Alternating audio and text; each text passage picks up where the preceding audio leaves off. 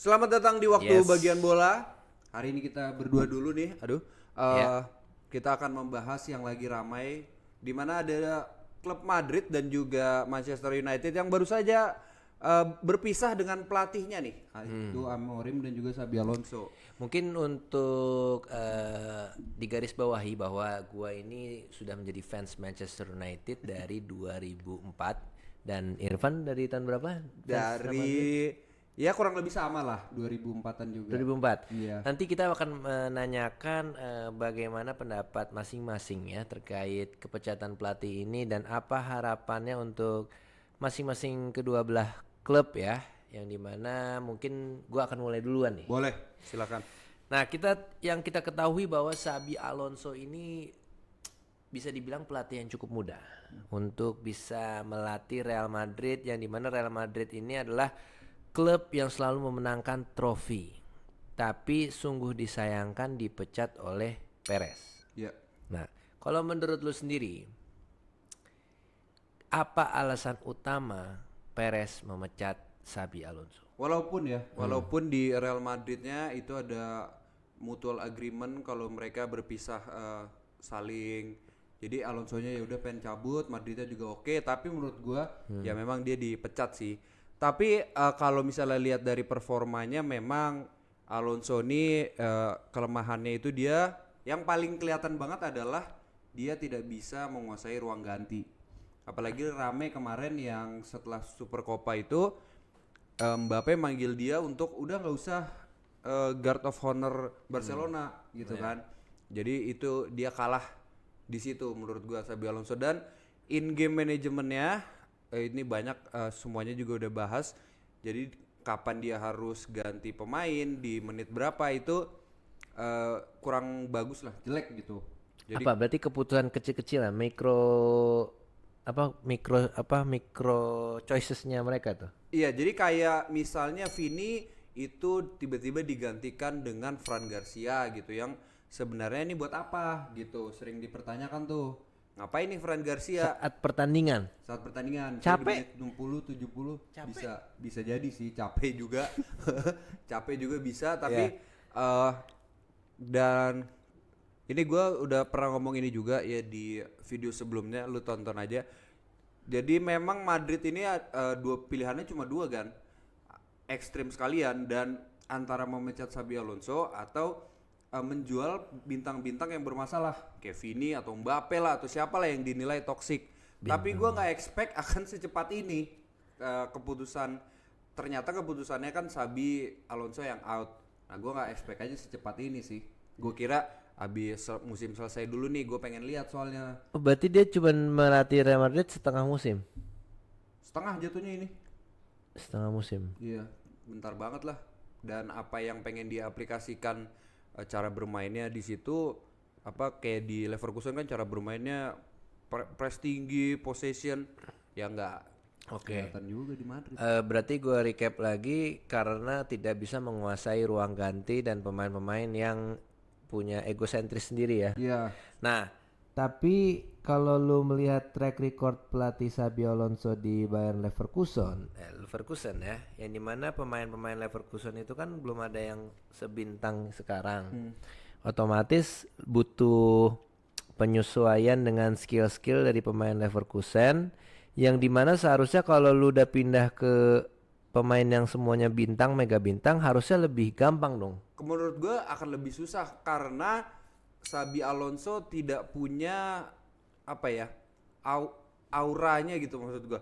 Kayak yang sebelumnya seperti Ancelotti, Mourinho, itu kan dia man manajemennya bagus dan presence-nya dia di sana tuh udah segan gitu orang. Kalau menurut gua nih ya, Segennya tuh kayak segan. Wih, Ancelotti nih dengan segala track recordnya. Wih, Mourinho nih dengan segala track recordnya.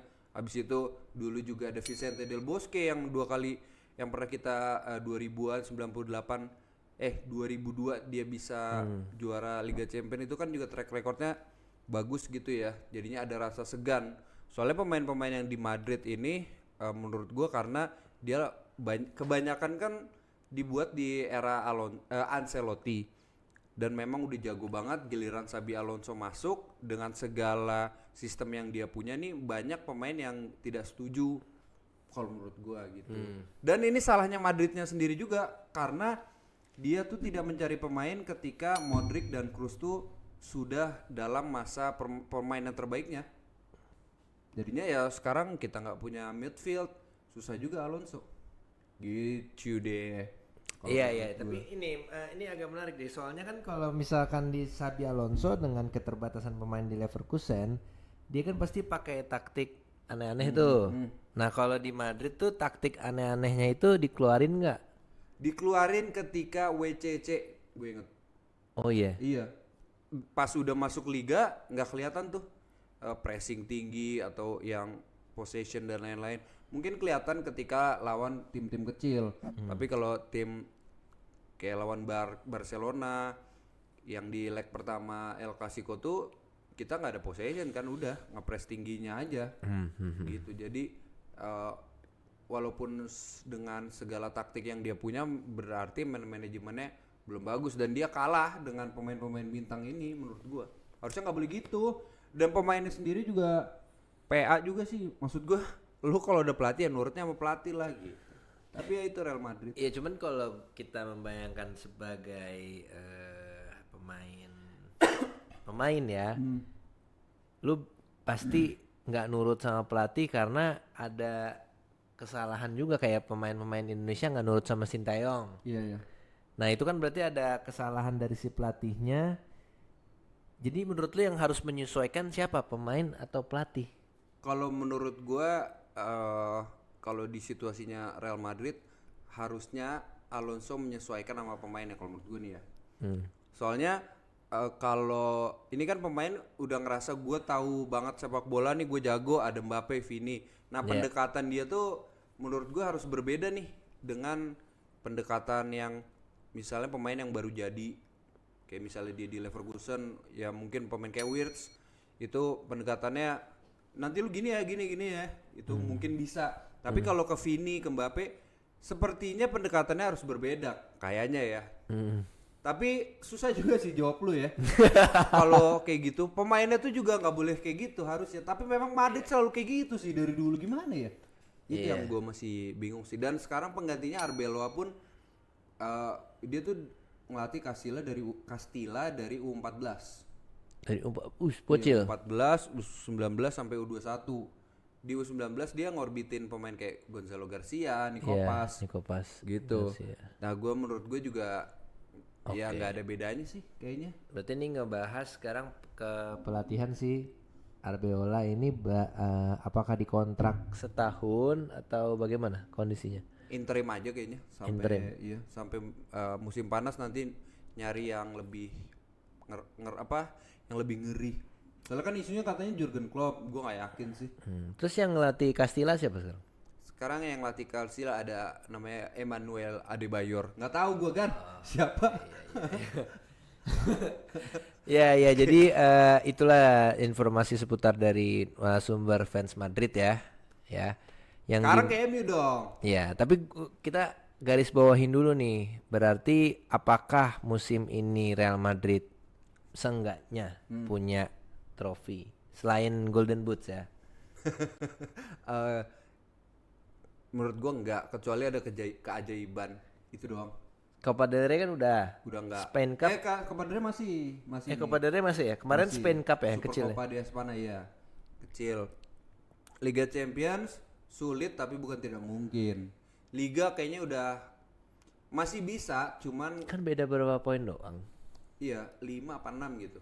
Cuman melihat Barcelona misalnya 2 atau 3 kali kekalahan kayaknya agak sulit sih di Liga. Makanya menurut gue cuma ada keajaiban doang. Ya yang kayak dulu-dulu lah. Kita kan selalu juara Champions dengan keajaiban. Remontada itu. Nah itu kan, tapi kan dulu kan ada Benzema. Iya sih. Nggak ada Benzema kita juga ngeri loh. Yang kita juara terakhir, tapi ada Joselu. Iya sih. Oke, lalu berikutnya ke Manchester United ya. Sekarang gue yang akan bertanya nih. Ruben Amorim dipecat. Menurut lo apakah ini suatu keputusan yang baik atau tidak dilakukan oleh Manchester United? Sejujurnya kita tuh juga sebagai fans MU waktu itu bingung kenapa ada si Amorim datang, karena Amorim ini sebenarnya titisan dari Pep Guardiola, yang dimana Pep Guardiola sengaja kalah dari Sporting Lisbon, skor waktu itu 4-0 apa 4-2 gitu ya. Oh, yang Manchester City lawan Sporting. Iya, akhirnya dilirik lah. Wah nih mantep nih dari Sporting CP, Amorim, kebetulan dia orang Portugal, mungkin bisa bahasa Portugal, cocok sama si Bruno. Iya. Make sense. Iya, Iya, benar. iya. Kapten kan. Jadi kapten, sesama kapten. Terus di mana dia nih masih muda, belum juga ada prestasi sih sepertinya si Amorim ini. Dan waktu itu Sporting CP tuh menang terus. Narasinya tuh dari situ kan, bangun. Dan kebetulan Amorim ini mungkin murah kali ya. Iya, kontraknya. Ya murah, akhirnya diboyong lah. Dan waktu itu kan juga dipikirnya Amorim bisa ngebawa si Gyökeres. Nyatanya malah dibawain Gyökeres KW-nya. Sesko. Tapi sekarang dia golin terus. Iya. Itu nanti gue juga mau nanya tuh. Nah ya lanjut ya. Lalu beberapa game dan lain-lain jalan terus nih perjalanan. Awalnya menang, kalah. Menang dulu ya. Menang, kalah. Terus lama-lama keyakinan kita mulai pudar sebagai fans MU gitu kan. Kok si Amorim ngelepas Garnacho, melepas Rashford, Sancho, terus Holjun juga ya. Oh ya, Hoylund. Holjun. Kalau si McTominay kan udah sebelumnya kan. Iya, udah Dari sebelumnya. Ten Hag. Nah, dari sini nih akhirnya gua sebagai fans Manchester United itu kurang suka sama Amorim semenjak dia main back 3. Oh, dari awal dong. Iya, dari awal. Masa mainin back 3 tuh bukan MU banget. Gitu. Karena kalau lu nonton MU dari zaman bahla tuh permainan MU tuh emang hanya ya counter attack atau enggak main bola-bola sundulan, bola-bola crossing gitu. Dan kalau untuk back build up kayak tiki taka naon gitu enggak sih, enggak pernah gitu ngelihat MU seperti itu gitu. Dan akhirnya alhamdulillahnya Amorim sudah dipecat gitu. Iya sih. Ya gue juga karena gue sering nonton, gue juga bingung gitu nih MU gaya mainnya mau seperti apa sih. Tapi katanya memang dibilang sabar pun udah 1 tahun lebih ya. Iya kan, Amorim udah 1 tahun lebih kan. Kan ada Dari yang bilang setengah musim dari awal 2025. ya kan, dari Januari. Katanya ada yang bilang juga ini malah ngebuat MU malah makin hancur.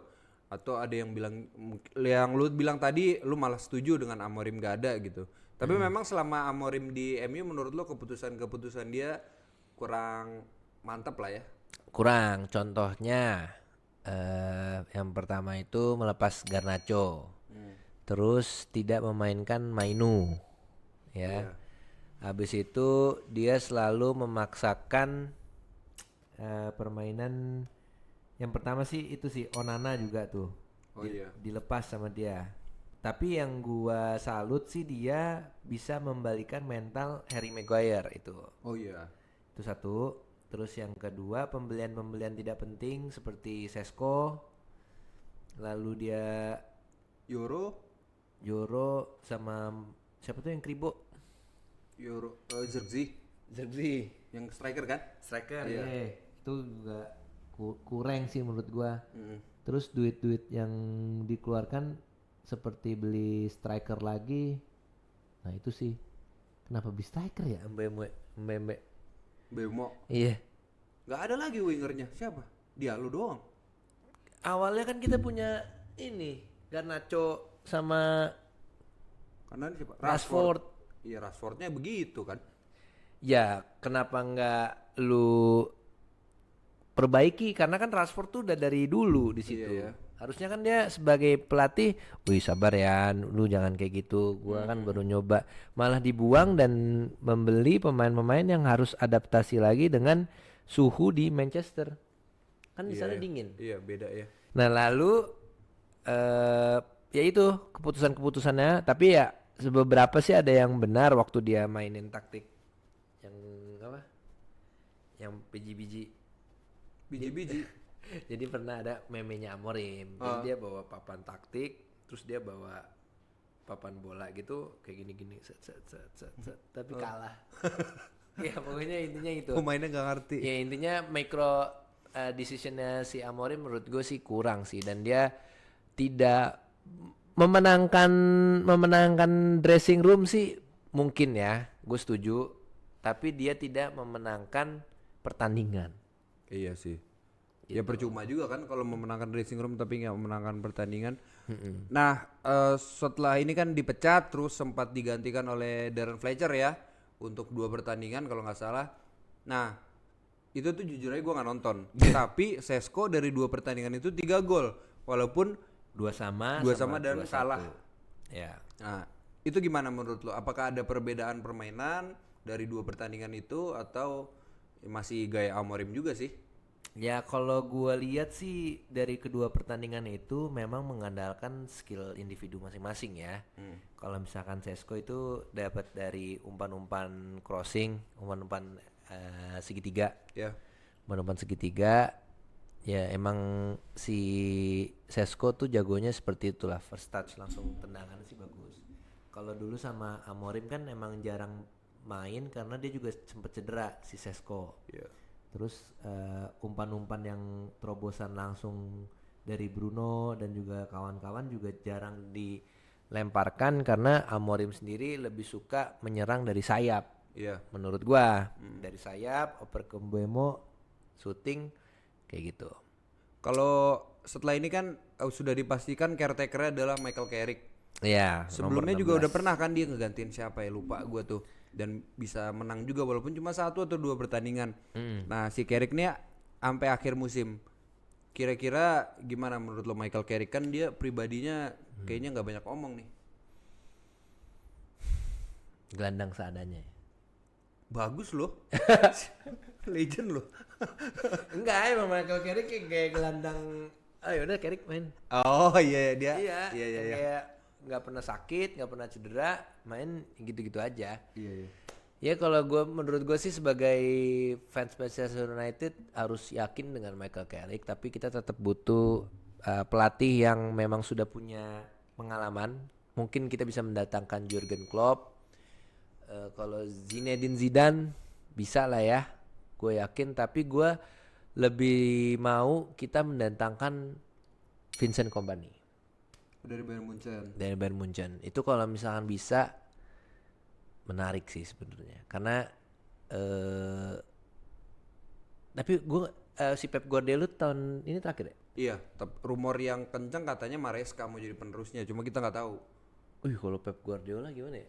Kayaknya nggak bakal mau deh. Makin stres nggak sih? Dia kasihan loh.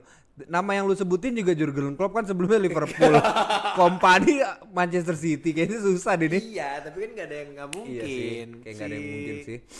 Apa namanya, Mourinho ke MU juga kaget waktu itu gua. Oh iya sih, dia Chelsea ya lama ya. Iya sih. Iya, ya itu sih, gue sih berharap mungkin ya Vincent Kompany atau Pep Guardiola. Kalau soal manajemennya gimana? Lu ada tanggapan nggak? Soalnya orang kan pada nyalahin manajemennya nih. Karena sebelumnya Amorim sebelum dipecat tuh sempat bersih tegang dengan manajemen MU-nya lah.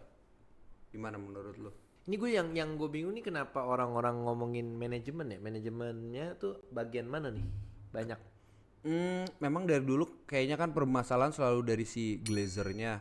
Oke, si pemilik ya. Iya, abis itu Pemiliknya sempat ada Edward Woodward itu kan.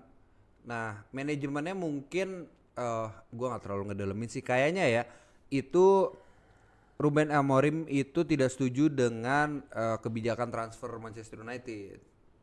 Oke. Jadi kayak si Amorim maunya nih pemainnya ini, tapi kalau si manajemennya ngeliat kayaknya bagusan yang ini deh, sepertinya kurang lebih kayak gitu. Ya karena gini Mas Irfan ya. Iya. Jadi kan MU ini kan sebenarnya tim besar, ya. Dengan tim besar ini otomatis kita mikirin penjualan si Manchester United. Dari mana coba penjualannya? Tiket, baju, merchandise, hak TV, dan juga dari ya mungkin dari Jual pemain. parkir ya. Oh, parkir bisa ya. Ya nggak bisa deh. Jual pemain dulu. Jual pemain. Kok ke parkir? Ruben Ruben Amorim beli pemain yang nggak terkenal. Oh. Embuemo. Iya. Ya, otomatis bete. Kenapa kita beli Casemiro? Biar bisa dijual lagi? Bukan. Oh, biar naik komersialnya. Jersey. Iya, betul. Jersey. Kenapa kita beli Ronaldo? Kan nggak mau kan tuh sebenarnya Iya. Kesalahan terbesar dia kan. Karena ada hitung-hitungan ya, memang tidak salah. Buktinya MU tuh tetap ngeluarin duit, gaji dan lain-lain tuh masih bisa gitu. Kita duitnya emang banyak gitu ya. Tapi emang belum buka official store di Indonesia karena Masa sih? katanya kan pemain fans MU miskin-miskin. Oh. Kata yang orang Mbah Liverpool itu. Siapa? Yang ini yang marah-marah. Oh iya. Iya. Nah, jadi makanya keputusan kebijakan transfer dan lain-lain tidak disetujui, mungkin dikarenakan manajemen kan ujung-ujungnya duit kan. Iya, Coba yang bayangin ngeliatnya kayak, itu ya. gue beli ini aja deh. Siapa namanya pemain tengah Aston Villa? Aaron Rodgers. Rodgers siapa? Iya kan kalau sekarang kan jago kan. Iya. Ya, jadi makanya mungkin keputusan MU tuh pengen beli pemain-pemain bintang yang udah ada tapi memang bentrok di situ. Akhirnya mungkin ya namanya negosiasi, yaudah deh Mbeumo. Yaudah Mbeumo dibeli. Iya. Ya gitu. Teman gue juga agak bingung kenapa kita beli Anthony ya. Itu juga nggak ngaruh sama penjualan baju. Soalnya mungkin kena omongan manisnya Ten Hag. Di Ajax kan bagus dia sama Ten Hag. Iya sih, itu juga sih. Ya itulah dari situ versi terang dan lain-lain dan Amorim memaksakan harus memainkan pemain-pemain yang sudah ada di Manchester United. Tapi cukup disayangkannya memang Amorim belum cocok untuk melatih tim Liga Inggris. Dia cocoknya La Liga gitu kali ya. Amorim? Iya. Ya, Bisa lah ya La Liga. Valencia gitu, Sevilla. Soalnya mungkin dari Sporting langsung ke MU nih Iya. tekanannya terlalu tinggi. ya mungkin Amorim gajinya juga murah, berapa ya dia kira-kira sebulan? Se-M lah paling minimal. Se-M. Seminggu lah itu mah. Iya Se-M. sih. Anjing mah lu apa gue jadi pelatih ya? Mendingan jadi pemain. Enak daripada jadi pelatih. Nah, kalau menurut lu di Januari ini kan udah setengah bulan. Kira-kira MU harus ada pembelian apa sih karena enggak sih, AFCON udah mau selesai. Kira-kira ada yang harus ditambahkan gak nih pembelian pemain di bulan Januari ini? Bulan Januari ini kayaknya kita harus beli kalau gue lihat sih kiper nih. Belum lama baru dibeli lu. Jelek sih. Jelek ya? Kalau lu menurut lu jelek ya? Iya kurang. Kayak gue mendingan kita beli Courtois. Iya gak apa-apa. Gak apa-apa. Harapan dia. Ya apa sih? Kayak mendingan beli Courtois atau enggak lu pinjam Sesni dah. Iya yang udah pengalaman sekalian. Kalau kiper ya mending ya. Kalau menurut lu kenapa MU nggak beli Donnarumma? Soalnya seingat gua fokusnya itu antara Emi atau enggak Lamens. Nggak kepikiran Donnarumma. Gua nggak pernah baca berita kalau MU tertarik untuk menggait Donnarumma soalnya. Tapi menurut lu ya kalau lu jadi pemain bola superstar ya ditawarin Manchester United, lu mulai tertarik apa kayak yang lain aja dah? Tertarik sih pasti, tapi dengan tekanan dan segala problemanya itu yang gue mikir 2 kali. Oh iya. Iya, kalau gaji mahal sih pasti mereka bisa gaji. Cuman tekanannya itu loh. Soalnya kayak Sesko masuk, wah ini nih penyelamat kita nih. Itu kan tekanannya langsung di pundak dia. Baru golinnya oke setelah Amorim dipecat. Iya Gitu sih. Susah sih kalau di MU memang, dan ya banyak lah dengan segala sejarahnya kalau menurut gue ya. Jadi memang harus pemain yang kaliber udah bintang sekalian. Atau enggak bebas tekanan ya. Iya udah bebas tekanan. Casemiro, Iya Mbappe gitu mungkin kalau pengen pemain toksik. Mbappe. Tapi kalau Mbappe ngelatih MU. Kalau Mbappe pindah ke MU kayak ngelatih juga itu. Iya makanya. Kayak si Filipe Luis. Itu bagus tuh. Iya. Iya Filipe Luis bagus sih. Enggak, Filipe Luis kan dia ngelatih Corinthians kan, Iya, sama main. iya. Beberapa tahun yang lalu. Sekarang udah full ini dia, udah full melatih. Iya benar-benar. Iya, kan menurut gue sih Filipe Luis ya. kayaknya lu harus out of the box sih sebagai MU. Dan ini gue message ya ke Gak boleh. teman-teman MU ya. Silakan. Oke guys, untuk fans Manchester United ya, Manchester United, kita berada di mungkin umuran kita sama ya. Kita milenial dan kita nonton bola juga nonton highlights. Dan kalau bangun tidur cuman ngecek terus ngobrol sama temen, MU kalah lagi loh. Ya. Sabar. Gue yakin ya, kita bakal bangkit dari kekalahan-kekalahan kita. Dan kalau bisa yang sudah punya anak, jangan paksakan untuk mencintai tim kita. Biarkan dia bertumbuh dengan sendirinya dan memilih tim kesukaan mereka ya. Iya. Ya. Karena saya sendiri pun juga mensukai Manchester United bukan karena orang tua saya. Ya, jadi sabar, tetap menunggu seperti Arsenal membeli Bender dan juga Liverpool membeli Charlie Adam dan Real Madrid Casano kan? Iya betul, sempat ke sana. Casano dan juga Gravenberch dan juga pasti ada masa-masa kelamnya. Tapi kita udah dari 2000 berapa ya? 2017. 2013 dong. Iya 2013 yang Van Persie terakhir. Udah 12 tahun. Lama juga ya. Iya. Tapi piala terakhir FA Cup. ya FA Cup gitu. Liga ya kalau liga. Premier League 2012. Iya, 2012 2013 tuh. Iya. Iya sih, tapi masih lamaan Arsenal nggak sih? Iya, Arsenal dari 2004. 21 tahun sampai timnya ngeri. Iya. Liverpool pun 30-an tahun. Liverpool 30 Liga ya, tahun, Liga Arsenal berapa tahun, Manchester City dulu juga sampah gitu ya. Iya. Jadi tetap sabar, tetap support Manchester United, dan kalau ada kekecewaan ya itu bagian dari kehidupan ya. Jadi tetap semangat. Lu ada message buat fans Real Madrid? Untuk fans Real Madrid, ini sudah biasa kita lewati tanpa trofi. Ntar setahun 2 tahun lagi tiba-tiba kita juara Liga Champions. Jadi sabar aja. Oke. Oke, sampai jumpa lagi di waktu bagian bola.